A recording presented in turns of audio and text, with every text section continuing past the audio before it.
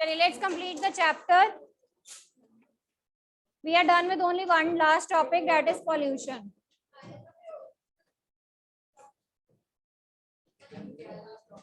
Pollution.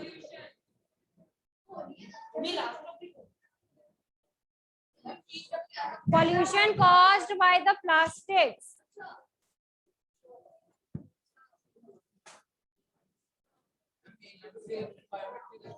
हाँ भाई.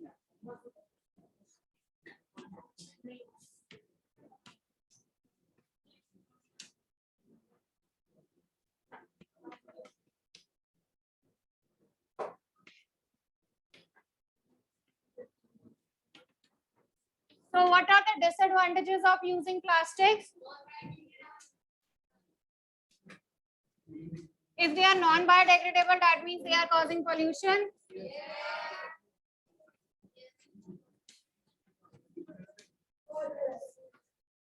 Right? So the main thing is that they are actually non-bio.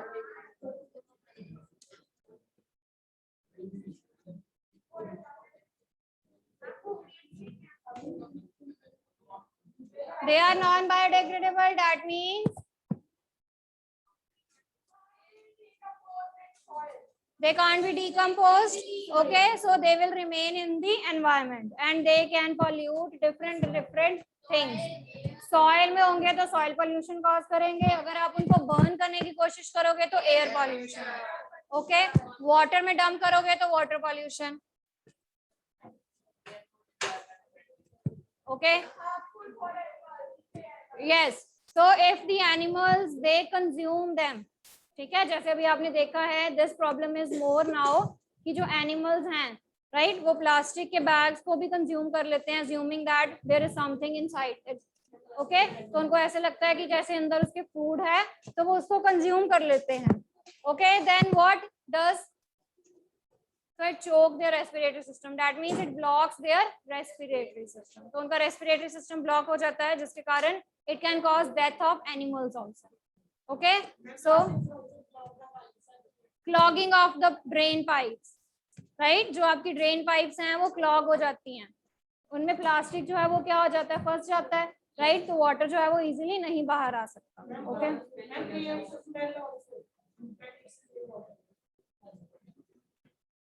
और अगर आप उसको डंप करते हो कहीं पे तो that is causing the garbage. ठीक है, अकोमुलेशन ऑफ गार्बेज इज दस देयर. ओके,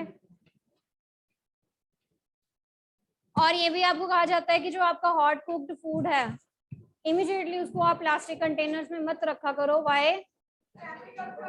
क्योंकि कई बार कुछ ऐसे प्लास्टिक्स होते हैं जो मेल्ट कर जाते हैं, right, with the hot food.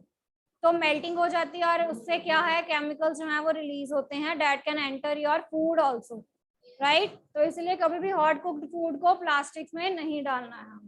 Okay, so what you will be doing then, what is the solution to this problem?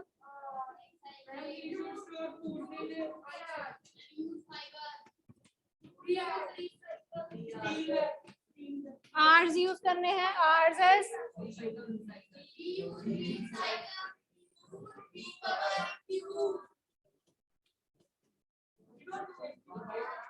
recycle, reuse, reduce और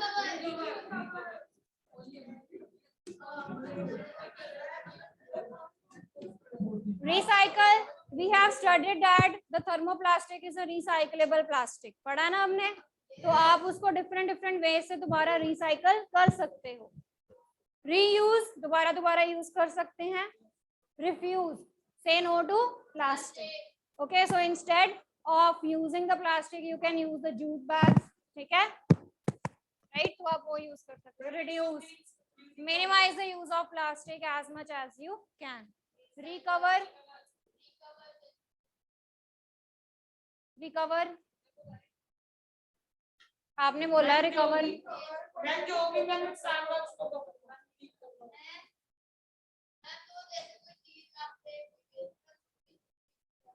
So that means यहाँ पर हम क्या करेंगे, जो भी आपका प्लास्टिक के प्रोडक्ट्स हैं उनको हम इन अदर फॉर्म जो है वो कन्वर्ट कर सकते हैं.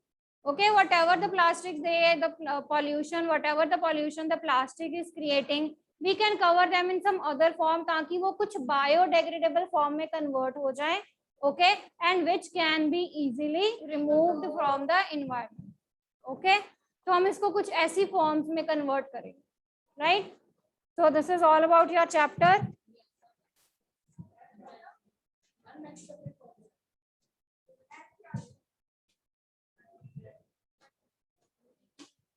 Okay, you can also separate the bins, green bins and blue bins. ठीक है, green bins में आप क्या क्या डालोगे? वेट वेस्ट किसमें जाता है? ग्रीन में. जो वेट वेस्ट है आपका, वेजिटेबल्स हो गई जैसे, ठीक है, वो सारा अपने ग्रीन में. और जितना भी ड्राई वेस्ट है that should be decomposed into और that should be thrown into blue bin. Okay, तो ऐसे भी आप जो है वो मिनिमाइज कर सकते हो. अपने जो डस्टबिन हैं, जो आप बिन्स यूज करते हैं, उनमें जो वेस्ट है उनको सेग्रीगेट करना स्टार्ट करो. The waste segregation is very very important at this stage. जो भी पील्स हैं आपके डोमेस्टिक हाउस होल्ड, जितना भी वेस्ट है, जो वेट वेस्ट है उसको अलग करो, जो ड्राई वेस्ट है उसको अलग करो. ग्लास वगैरह जो नहीं आपको वो करते हैं ना, ग्लास हो गया, ठीक है, सैरामिक्स वाले जो होते हैं, ग्रीन और ब्लू ही मेनली होता है, वो मेडिकल हॉस्पिटल्स में यूज होता है. ठीक है जी.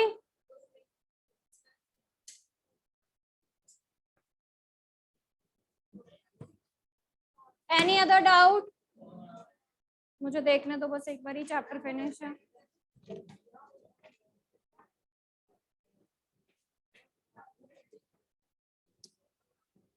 Okay, so there is one table in your book that is actually the approximate time taken by the substance to degenerate, to decompose. ठीक है, तो आपको आपके MCQ क्वेश्चंस में ये पूछ सकते हैं. जैसे वेजिटेबल पील्स हैं, फ्रूट्स हैं, अगर आप उनको डिकम्पोज करना शुरू करो तो उनको कितने लगते हैं टाइम? 1 to 2 वीक्स लगते हैं. पेपर को 10 to 30 days, कॉटन क्लॉथ को 2 to 5 months लगते हैं डिकम्पोज होने में. वुड को 10 to 15 years लगते हैं. वूलन क्लॉथ को about a year. Tin aluminium जो मेटल के कैंस है उनको 100 to 500 years लग जाते हैं. एंड प्लास्टिक बैग्स को बहुत बहुत ईयर्स लग जाते हैं. And this is non biodegradable. Metals और प्लास्टिक जो है वो आपके नॉन बायोडिग्रेडेबल है and they take several years to decompose. Is that okay?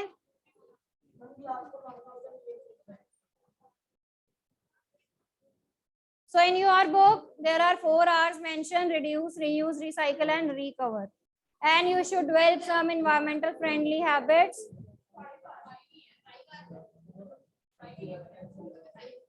मेरी में 4 है, किसमें 5 है?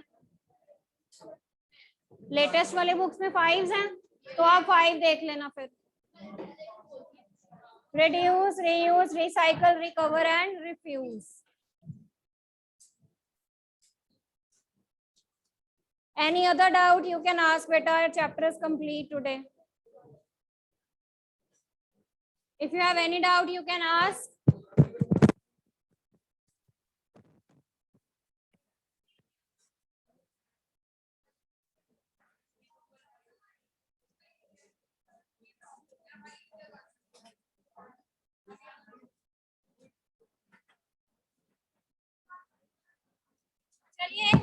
Let's see the tensile strength of different.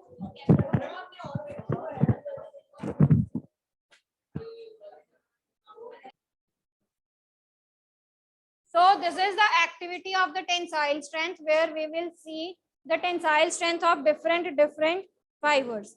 Like here,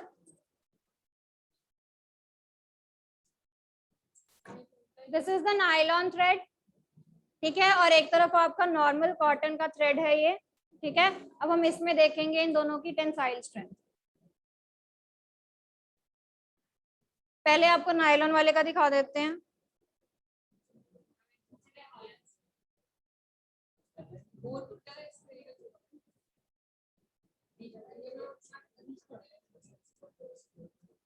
कल तोड़ तो दिया था आपने, फिर किसने तोड़ा था?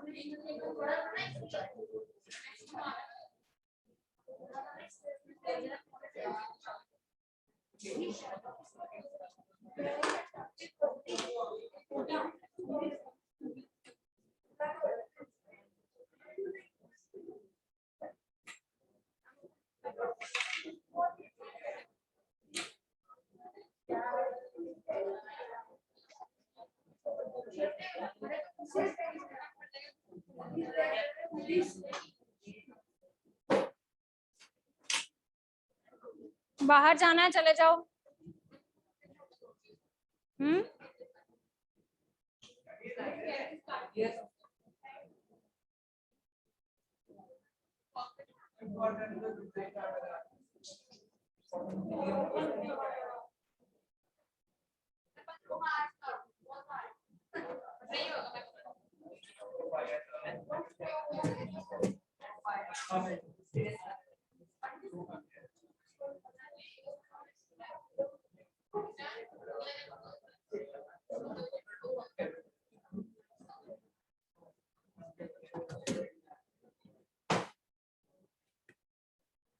चलिए see, this is nylon thread.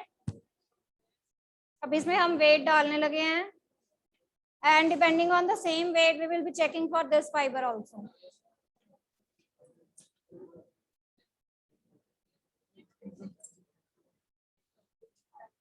तो ये 50-50 ग्राम्स के वेट्स हैं जो मैंने ऐड किए हैं, and you can see the thread is strong enough that it can hold this particular weight. ठीक है, तो नहीं टूटा है। This is the nylon thread, right.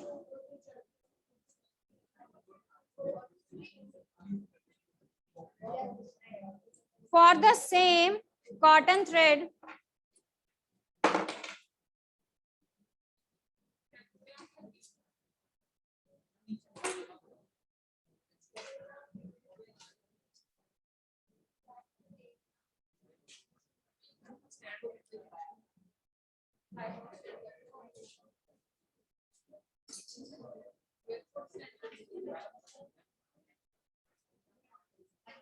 किसको स्टैंड ही कहते हैं।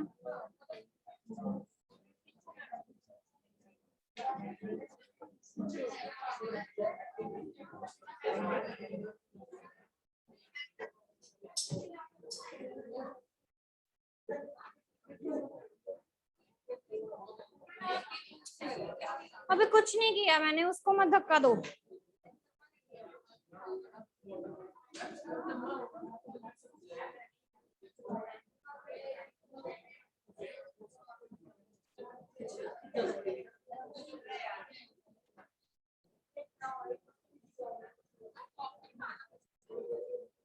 ऐसे ज्यादा इजी है। चलिए सी बेटा,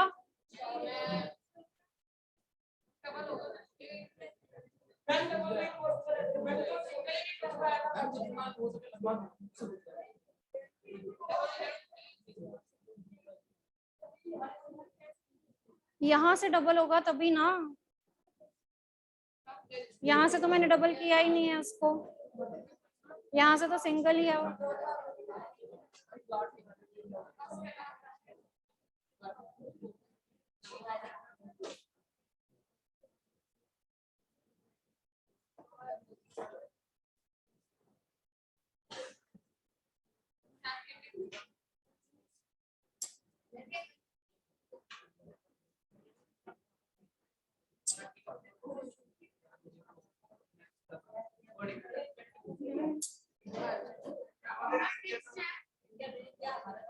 है तो ये भी कॉटन बेस्ड ही है।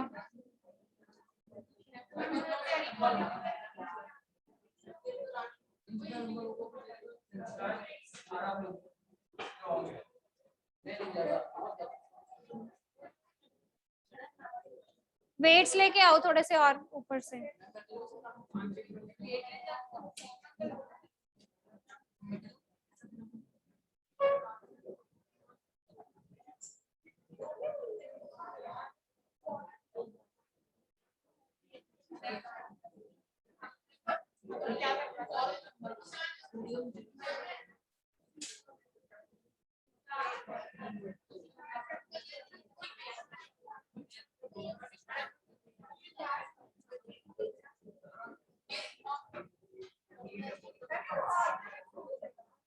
हाथ से तो सारे टूट जाएंगे आपके। थोड़ा सा वेट और बढ़ा के देखते हैं। कहाँ रख दूं?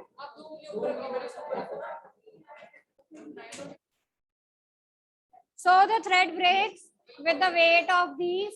ठीक है, टूट तो गया है, और कैसे टूटता? आप बिजी थे ना बातें करने में।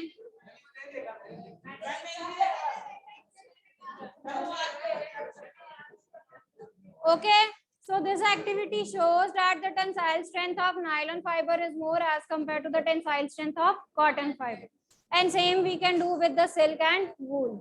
ठीक है,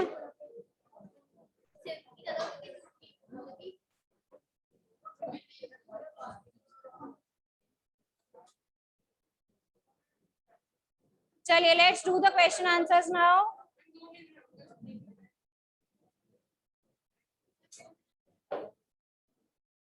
Let's do the NCERT question answers. Stand up, Harshpreet. Explain why some fibers are synthetic. Explain why some fibers are called synthetic.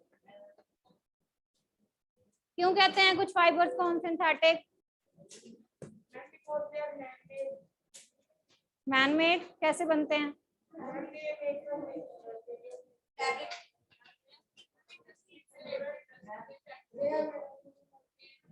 Saanvi, sit down.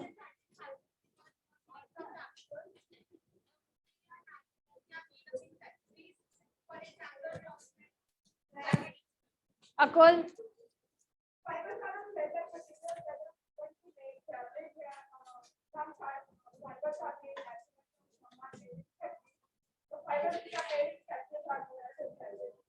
so chemical से बने होते हैं and they are prepared in factories or industries. Next, Shab, stand up. Where is your mask? Rayon is different from synthetic fibers because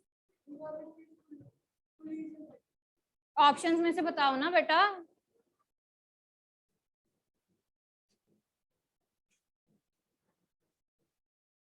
Why it is different from synthetic fibers?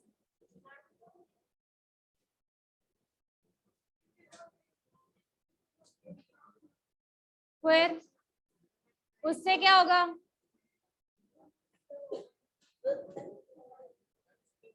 उससे क्या होगा? It is obtained from wood pulp. फिर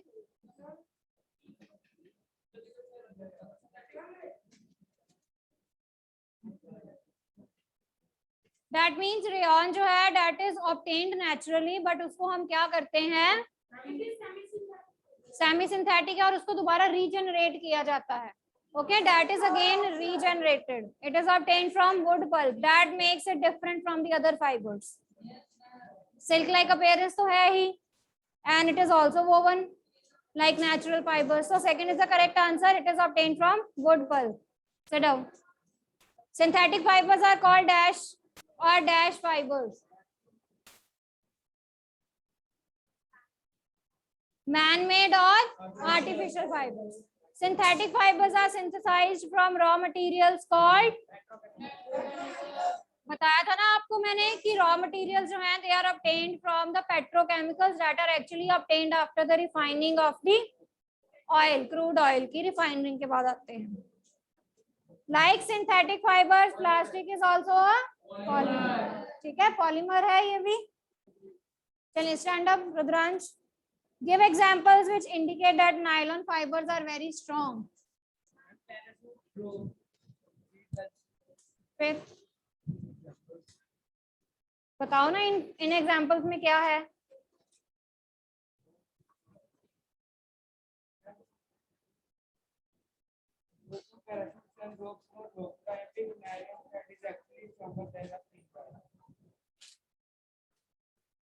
Harish, Ishan. Nylon are the pure and synthetic fiber originated from coal water. It is very much Nylon. Nylon is originated from coal water. It was invented in New York and London in 1931. Examples दो जिससे ये prove हो कि ये strong fibre है. It is a strong fiber because the rope and the parachute and fishing nets are made from them. हाँ जी, आरीश आरीश काटो आयशान.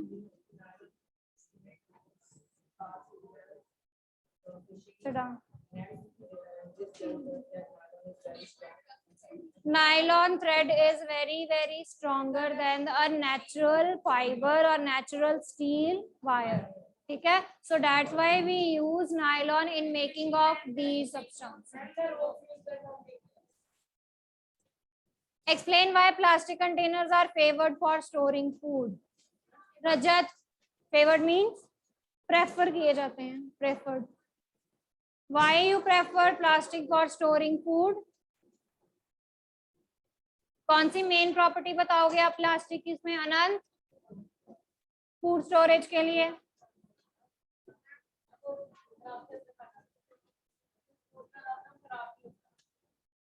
कैसे नहीं खराब होता? अंश,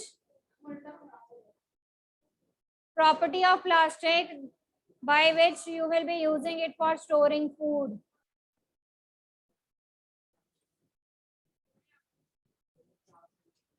Samiksha, very good.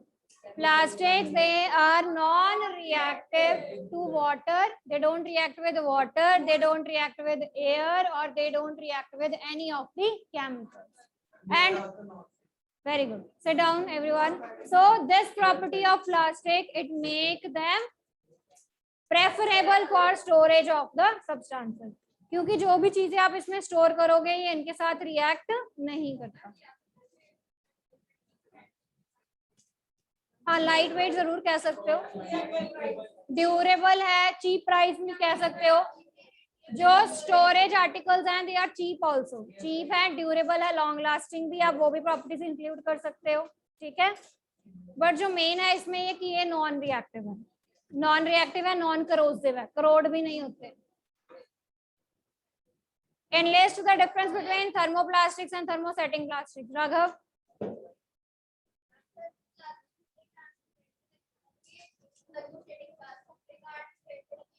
हैं दोनों सेम? ओके, थर्मोप्लास्टिक्स को हम बार बार मेल्ट कर सकते हैं और थर्मोसेटिंग प्लास्टिक्स को हम बार बार मेल्ट नहीं कर सकते. Sit down Raghav. Harman,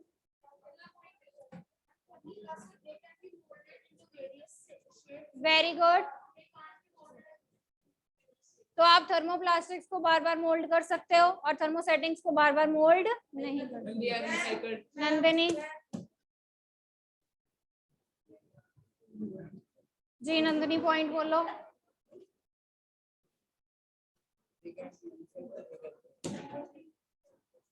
कवेश, so thermoplastics they are less tough and thermosetting plastics they are more rigid and tough. Ananya, thermosetting plastic जो है वो हार्ड ही रहते हैं और थर्मोप्लास्टिक जो है वो सॉफ्ट हो जाते हैं. तो अनन्या,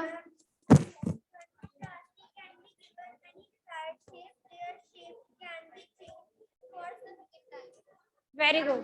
तो अगर आपने उसको सेकंड टाइम या बार बार चेंज करना है तो उनकी शेप्स को आप चेंज कर सकते हैं. एग्जांपल्स,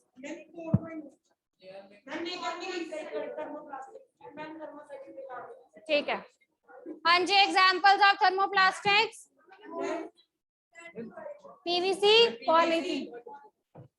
एंड थर्मोसेटिंग की बेकेलाइट एंड मेलामाइन. इसमें से आपने फर्स्ट, फोर्थ, फिफ्थ और सिक्स्थ क्वेश्चन अभी तक के लिए करना है.